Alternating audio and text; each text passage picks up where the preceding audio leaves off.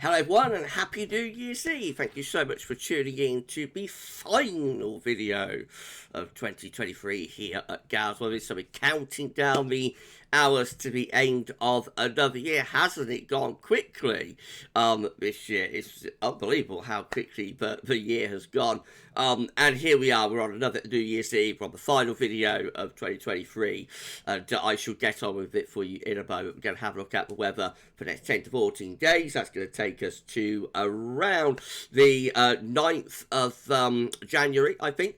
And we'll be able to extend out beyond that with your GFS at ECM Ensembles. Maybe it's around a couple of weeks. Hold on. I'm sorry, everybody. We'll have a look at the CFS V2 as well at the end of the video for the next 4 weeks too. Before I do anything else, before I get on with the final video of the year, I'm just going to say thank you so much to Sue Thompson. Thank you so much, Sue, for your super thanks on yesterday, 10 to 14 down. That is unbelievable. Thank you so much, Sue. So kind, so generous of you. Thank you to all of you for the super thanks, super chats, donations, you know, being channel members, watching the ads with the video, playing the ads, etc, etc, etc. However you engage with you know, that side of GavsWeatherVids, it's unbelievable. Thank you so much. It's helping to pay for me to sit here and do this, pay for GavsWeatherVids essentially. So I just thank you all so very much. You're all so kind and generous all of the time. And not only, so just say that if you want to give a super thanks to GavsWeatherVids, you find the thanks button here underneath the video player or behind the three little dots there. Of course, one of the highlights of the year was the fundraiser that we did for Rainbow. So you've not only been so kind and generous to me, you've also been very, very kind and generous to Rainbows. I'm sure you remember that back in May, we did a fundraiser for Rainbows Hospice. They look after children, young people and babies with life-limiting and terminal conditions and their families as well. And they're based in Leicestershire, but they cover the East Midlands area, including my catchment area of Northamptonshire. So in May, in memory of my mum, who died in 2022, of course, on the 27th of May, we did a fundraiser through May, and then we did a live stream as well, a charity stream, which has got to be one of the best things, I think, that I've ever done here in GavsWeatherVids. Probably actually in my life, not only with GavsWeatherVids, but throughout my life. It was just an incredible night. We had guests coming on and people donating through the live stream as well. And it was just absolutely wonderful, and a wonderful way to mark and remember, you know, the legendary Mrs. P, my mum.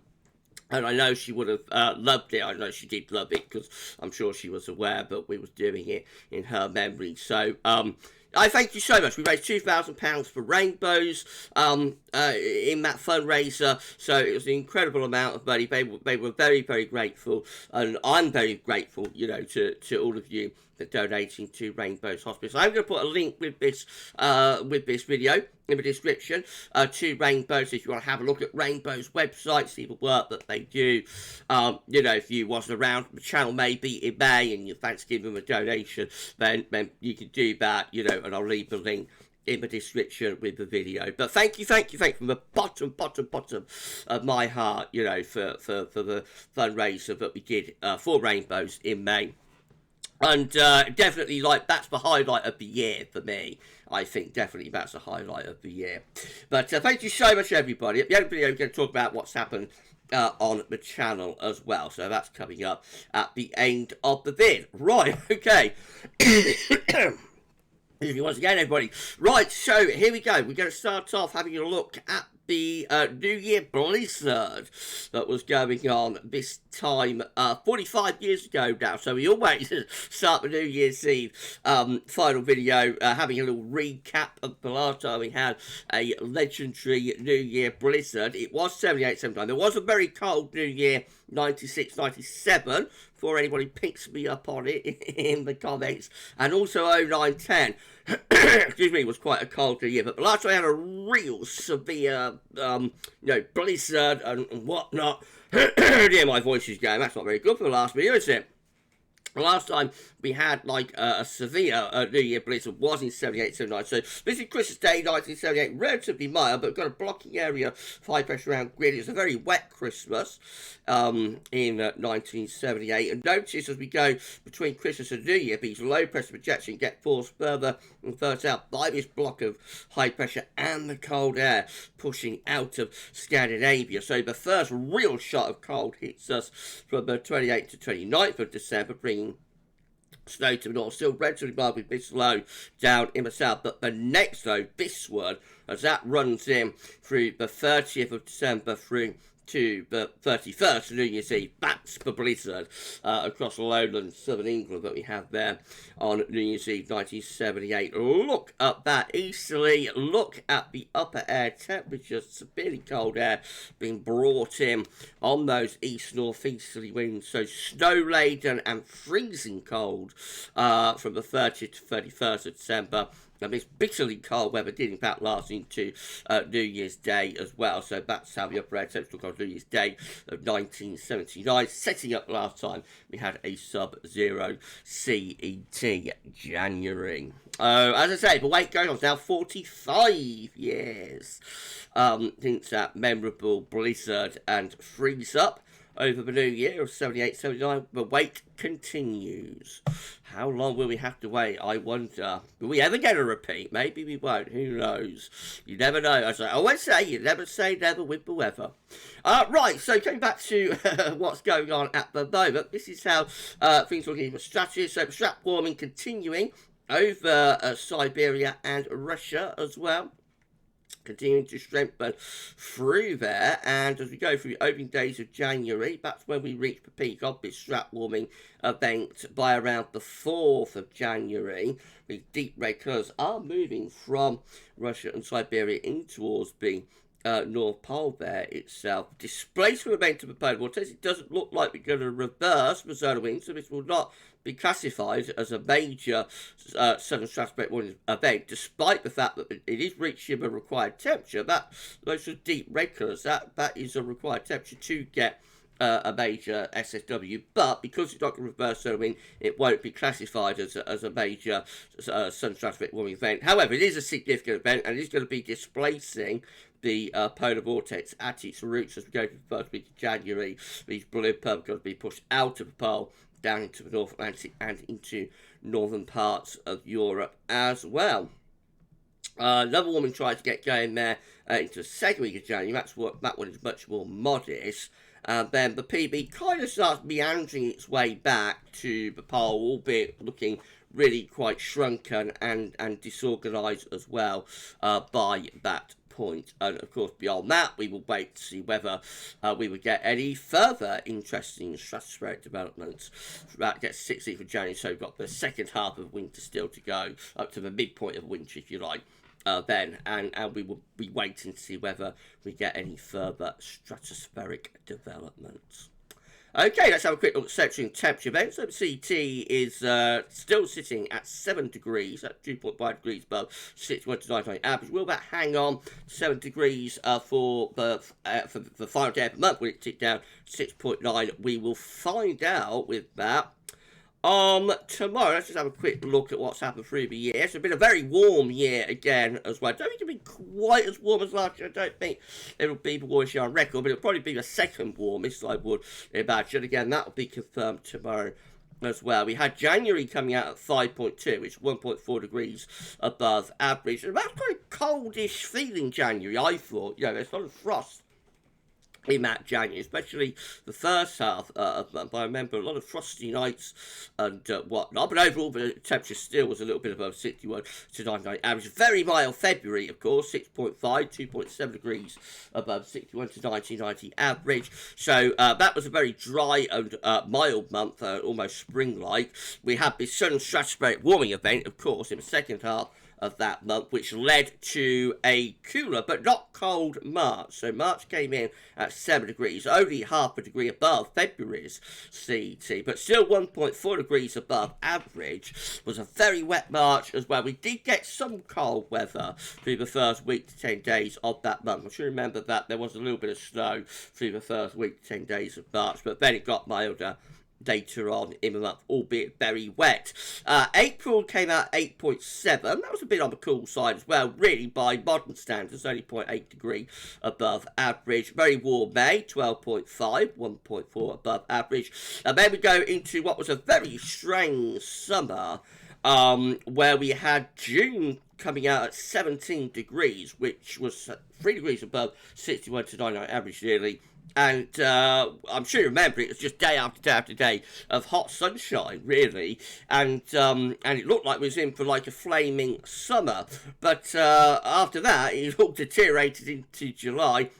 July just 16.1, only 0.2 of a degree above the 61 average, and below average for like 91 to 20. So that was definitely one of our cooler months to average, and also very wet as well. So very, very much a front-loaded summer, what we call a front-loaded summer, with very hot June, and then a much cooler, a much more unsettled July, really. Also quite unusual for July to be significantly cooler than June before it, so that was quite strange as well. And June also warmer than August, which is quite unusual too, 16.4 for August, only 0.6 of a degree above 61.99 average, probably a little bit below par for 91 to 2020. So then it all picked up though in September, and we had September go to 17 degrees for the first time. By the way, that 17 for June was a little bit controversial, because that was actually the hottest June on record, but back in the day, June 1976 also had 17.0, but in recent corrections, that was corrected down, I think, to 16.9, which meant that June came out as the hottest month on the CT record. That caused all sorts of controversy, and I found myself getting into a little bit of trouble over that, even though it's not my fault, the fact is that's what it was, but I did get a little bit taken to task over that. Never mind. So then we have September coming out at 17 again, 17.0, 3.4 above average. Again, that's the warmest September on CET record. October, very mild month, 12.1. November, a little bit lower with that one, 7.4, only a degree above average. There was a gradual cooling trend going through the autumn, but still coming out, slightly above average, even for November. And then finally, December, it's been an exceptionally mild month after an extremely cold start. So you should remember that for the first day or so of December, we was actually around 5 degrees below average, around 5.5 degrees below average, I think, for day 1, day 2. And then it got much, much milder after that, and we're going to be coming out around 7 degrees, whether it's 7.0 or 6.9, we're going to be very close to 7 degrees. So that is an exceptionally mild December to round off what has obviously been a really warm year. Of course, we wait to see what 2024 has in store for us. But that is 2023 reviewed. Okay, let's do some forecasting, mate. So we're going to have a look at the GFS upgrade. Good bit, isn't it? Quite good. We're going to have a look at the GFS upgrade temperature and precipitation ensembles. Hold on, everybody. Oh, sorry, everyone. We're going to have a look at the GFS upgrade temperature and precipitation ensembles for the next couple of weeks. We're at London today for our final location. The red line is a 30-year upper air temperature average for London, starting off around to slightly below average as going through the new year, but ticking back up again early next week. That's as we bring another area of low pressure in. Check out that precipitation spike there.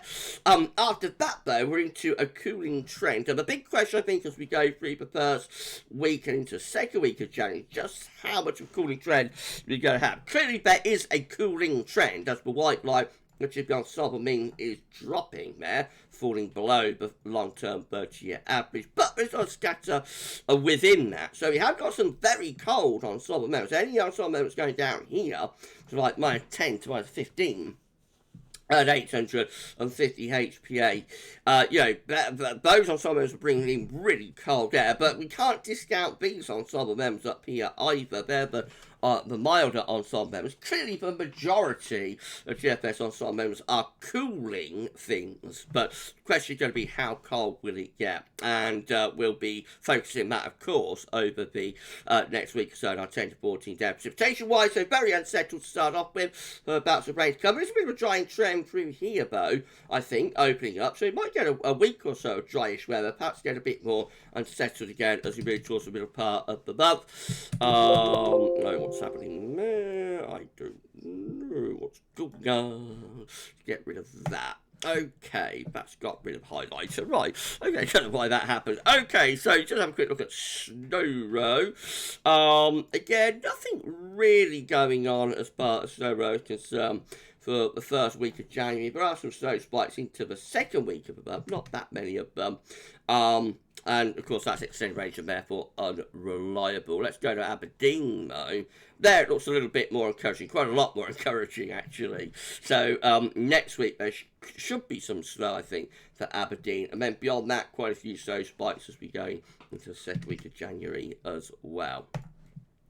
Temperature anomalies from the 31st to 78th of January, a bit above average in the south, a little bit below average up in the north. I would expect these anomaly maps to cool a little bit over the next week or so. And precipitation anomalies from the 31st of December to the 8th of January. Drier than average for the northern half of the country, average to wetter than average, though, in the southern half of the country. The latest Windflow Map from earthnoschool.net shows that we've got low pressure sitting right over top of the country today, so it's a very unsettled end to 2023 under that area of low pressure. Of course, it has been a very unsettled year, so very wet year, perhaps one of the wettest years on record, actually. I don't know, we'll confirm that in the next few days, I would imagine. But certainly it's up there with the wetter years anyway, and so I suppose it's fitting that we are ending this year on on a wet note. I just pause here because actually the sun's out here at the towers, which I haven't seen much of that recently, but the sun is out and it's shining through the window and just catching my eye. So if it's all right, I'm just going to pause the video, close the curtains, and that'll get the sun out of my eyes. So hold on, everybody, I'll be back in a second. Okay, that's better. That's got the sun out of my eye. Right, let's start going through the chart data then. So we're going to begin with UK Bet Euro Run for Big Die on Wednesday. Low pressure right over top of the country. Again, looking very unsettled with showers and long spells of rain. That low pressure continues to dominate through to the second half of next week, but gradually starts to ease away to the south of the east. Heights beginning to rise in the Atlantic and pushing northwards. So slowly but surely as we go into the end of the coming week and into next weekend, which gets us to midnight on Sunday 7th of January, we're pulling the wind into a colder northeasterly with this area of high pressure taking over to the northwest of Scotland. So becoming both drier and colder as we go into the end of the first week of January. That's how the upper air temperatures look, -5 Celsius iceberg push through. So it's not an extremely cold wind flow by any means, but certainly cooling things down quite a lot, and you'll notice that drop in temperature if it comes off. Icon again with low pressure dominating the weather through into the middle and second half of next week. Gradually that area of low pressure begins to ease away southwards into the first weekend of January, with high pressure building up towards Greenland, Iceland, winds turning into a cooler or colder northeasterly. Not quite as cold with the upper air temperatures with Icon as the UK Met was, but nevertheless, or is, but nevertheless, a cool down is going on. Lots of cold air sitting up to the north and the northeast as well. KMA looks like that. Again, very unsettled through the middle part of the coming week, then turning drier as we get through to the end of next week, with high pressure out to the northwest, winds turning in to that cold north or northeasterly direction. So the first weekend of January goes cold, probably bringing snow showers into eastern Alpine areas, with this little area of low pressure over the low country as well. And then beyond that, high pressure sinks down into the country, mostly dry, cold and frosty, but it looks like you'd have to go another northerly push over. Get to 12th of January, I suppose, to get to with KMA, and by then it looks like we're going to get another push of cold northerly winds maybe. Definitely a colder first half of January and drier there with KMA. But GFS midnight run once more with low pressure dominating the weather through to the end of week. Then higher pressure begins to start building, but further south with the high pressure, so consequently not as much cold air really on the periphery of it. Most of it's across northern and northeastern parts of Europe. As this high pressure, we're kind of protected from the coldest of the air through days 8, 9 and 10. The high pressure then sinks southwards and we start to bring in more of a westerly flow, so turning milder into the second week of January. But they have another shot of cold air. We get to around the 12th, 13th January and a cold northerly arise again. Again, this one's colder with the upper air temperature of -10 Celsius. Iceberg is moving into the North Sea there. Under the area of high pressure, it turns cold into the middle part of January, so that'll be a really frosty. Probably will be all that much snow around because of a high pressure. It probably snow showers around eastern and southeastern coast there, but maybe with that, so it does turn cold. Probably sub-zero day and night temperatures under that area of high pressure there. So a colder flavour with the GFS, even if it's not looking quite as wintry as, say, the KMA. And then we've got a 6Z GFS run. Again, looking unsettled as we go into the middle part of next week. The low pressure then slinks away to the southeast. Heights rise to the north and the west. Winds turn into a cooler or colder northeasterly direction. Next weekend is looking pretty cold as well. The -5 Celsius iceberg in across England, Wales, mostly dry into that area of high pressure too. That's how it's set up by day 10, which is actually the 10th of January day, not the 9th of 10. So we're under high pressure then. And again, under that high pressure, it would be cold and frosty. The main cold shot is across northern, northeast parts of Europe with this northerly just here. Nevertheless, it's a drier and colder setup. The upper air temperatures aren't especially cold, but look how cold it is across much of northern, eastern and northeast Europe. Bitterly cold through there. And the high pressure just continues to dominate the weather really into the second week of January as well, keeping the drier, frosty conditions going. Then the high pressure starts moving up towards Greenland right at the very end of the GFS 6M run. And we start perhaps threatening to import and pull in some of that bitterly cold air that's sitting to our northeast. Look at the upper air temperature by the very end of that 6Z run. Most parts of Europe being engulfed in a big freeze, so we are very close to pulling in those bitterly cold upper air temperatures from the east. So all well so far, but we've looked at turning things both drier and colder through the first half of January. The only question is how cold is it going to get. If you enjoyed the video, please do like, share and subscribe. Thank you so much everyone for doing that. This is our final video of 2023, so thank you very much to each and every one of you for your support, not just on this video, but throughout the year. I thank you all so much for, it's been amazing. Okay, GM, again, showing low pressure dominating the weather on Wednesday. And by the way, please like, share, subscribe, all that good stuff. Thank you for doing that. We need to put on around, I think, 45 or 50 subscribers to get to 17.6k. So if you could give us a sub, that would be amazing.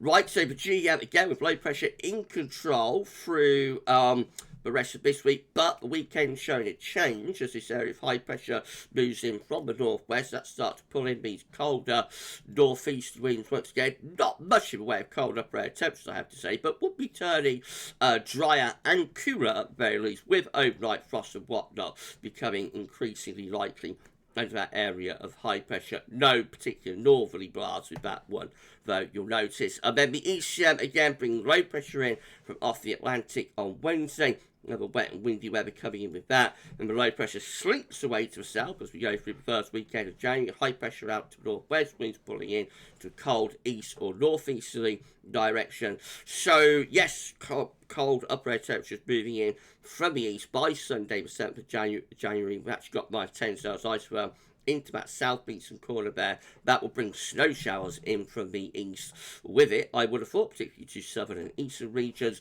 Then the high pressure is sinking down over top of the country day 10, gets the 10th of January. That will be a very frosty scenario, of course, over that high pressure, mainly dry. And we will wait and see then where the high pressure goes beyond that. Would it sink south and allow these areas of low pressure to come in with milder southwesterly winds, or would that high pressure actually go north again and pull in, in colder air from the north or northeast. I have a lot of questions to answer by the middle of January there.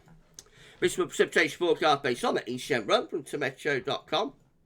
The next batch of wind and rain coming in overnight, Monday into Tuesday.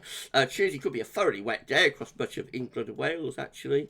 And then further showery conditions beyond that, but gradually turning colder, so you notice more green begin to turn up, so the shower turning increasingly wintry with those east to northeasterly winds in most east areas. Doesn't show much in the way of showers next weekend, but I would think that would upgrade, so if it came off, got close to time frame, the model would start to pick up on more wintry showers there, more snow showers coming in from the east. These are the options on the table within the ECM Ensemble today. 4-day temp. The Icelandic Met gets us to the 10th of January.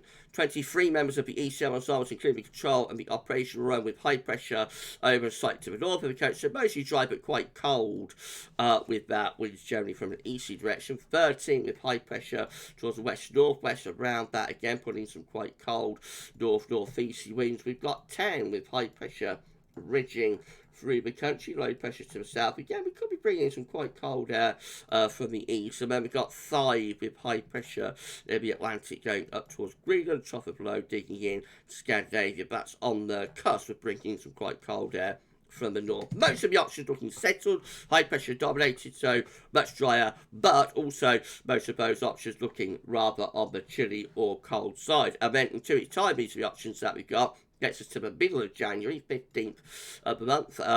15 members of the ECM Ensembles with a proper mid-Atlantic ridge going up towards Greenland.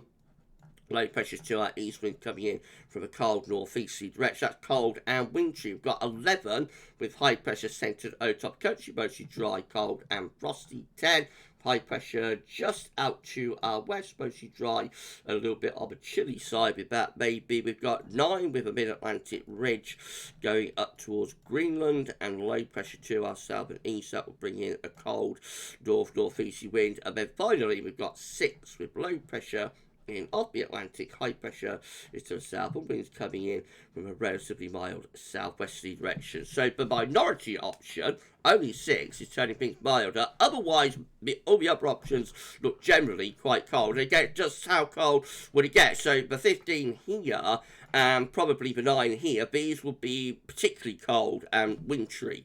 And then we've got the 11 there and the 10 there, which is, again, quite a cold scenario, but it's a drier scenario and not overly cold. So that's like standard frost, fog and winter fare, if you like, with those 2.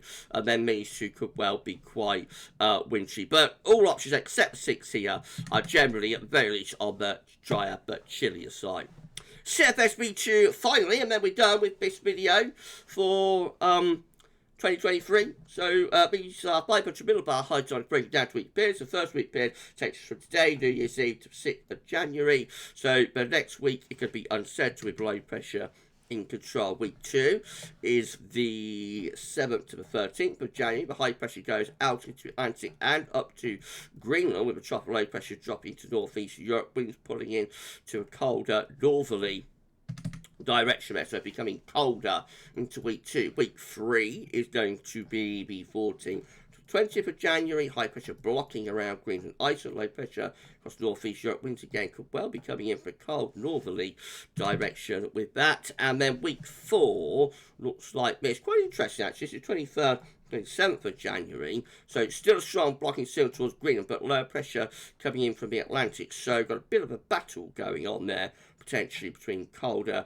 air to the north and milder air to the south. Could that deliver some snow maybe into the final sort of full week of January? The temperature anomaly for week 1 from the CFS, 31st of 17th of January, is above average, but week 2 goes colder. This is the 7th to the 13th of January, going a little bit cold on average there. Most parts of Europe turning, or Northern Europe anyway, turning really cold. Week 3 is going to be, that I had to do it one last time for this year, didn't I? Week 3 Let's do it again. From the 14th to the 20th of January, slightly colder than average for the UK, looking very, very cold across much of northern, northeast Europe, and also western Russia. And then week 4, just lifting temperature back up again a little bit, back to 21st, 27th of January. But overall, looking quite a chilly January there, I have to say. CFS overall for January, the final salvo is coming out like that, with blocking around Greenland, low pressure to the west underneath that blocking. Going for averages slightly above average temperatures. Most parts of northern Europe looking very cold for January, so the cold sort of Scandinavian and Nordic winter continues there, if that's right. And then lastly, last chart for this video, precipitation. So dry and average up here, we've got blocking, wet and average down there. And we're done. So if you've enjoyed this video and all of our videos through 2023, please can you like, share and subscribe. Thank you so much everybody for doing that, and why not drop a comment, let us know what you think about this and all of our videos. Don't forget to tell your friends about GavsWeatherVids. We thank you so much everybody for doing that for us. A half an hour video, 30-minute video to end on this New Year's Eve. I'll just go back to our channel. So this is the GavsWeatherVids YouTube channel. Give you a couple of stats. So this year, in 2023, we have had 1.9 million video views, nearly 2 million video views. We have had 163.8 thousand hours of watch time. That's a lot of watch time, isn't it? Because the videos tend to be quite long, I think. And we put on 2,300 subscribers. So thank you so much to all of our subscribers. And we're grinding to 18k, but the ultimate target is going to be 20k.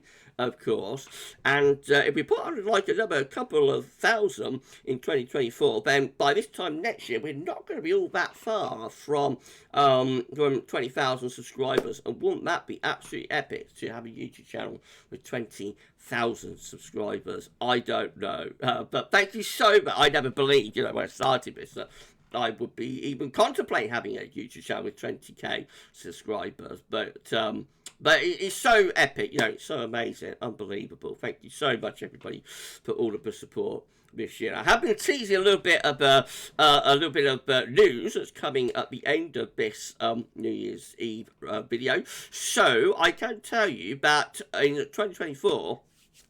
We're actually going to be bringing back GavsWeatherVids.com. So you remember that to go with the YouTube channel, we also have the website, GavsWeatherVids, and I mothballed that in 2021 and focus on the YouTube channel. And I have to say the focus will continue to be on the YouTube channel. So we're not going to be bringing back GavsWeatherVids.com in the same way we had it before. It's going to be more of a blog type format. No, not going to be an absolutely massive website. I had to. The main issue with that was it took so much time for me to work on it and maintain it constantly.